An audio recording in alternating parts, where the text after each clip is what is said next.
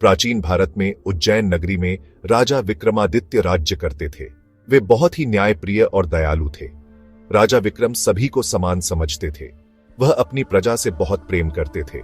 उनके लिए प्रजा के सुख दुख से बढ़कर कुछ नहीं था। राजा हर दिन दरबार लगाते थे।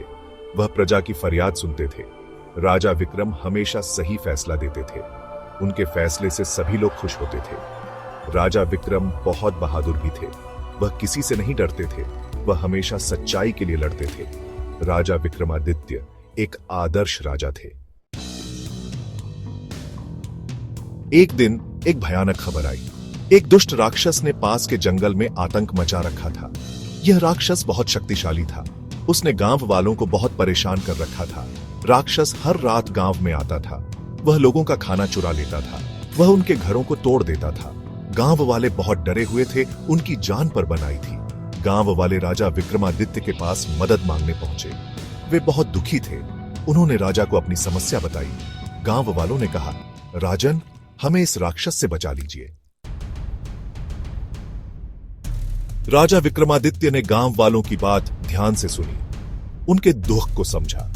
राजा ने कहा, चिंता मत करो, मैं तुम्हारी रक्षा करूंगा। राजा विक्रम ने तुरंत अपनी सेना को तैयार किया। वह खुद अपने घोड़े पर सवार हुए। वह राक्षस से लड़ने के लिए जंगल की ओर चल पड़े। जंगल में राजा विक्रमादित्य का सामना उस दुष्ट राक्षस से हुआ।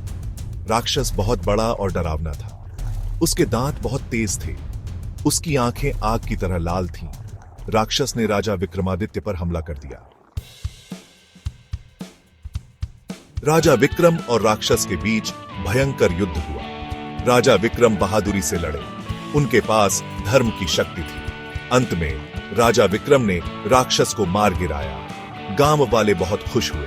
उन्होंने राजा विक्रमादित्य का स्वागत किया। राजा विक्रम ने एक बार फिर साबित कर दिया कि वह सच्चे धर्म के रक्षक हैं। यह कहानी हमें बताती है कि साहस और न्याय का मार्ग चुनने वाला सदा विजयी होता है। हमें बुराई से कभी नहीं डरना चाहिए। हमें हमेशा सच्चाई का साथ देना चाहिए।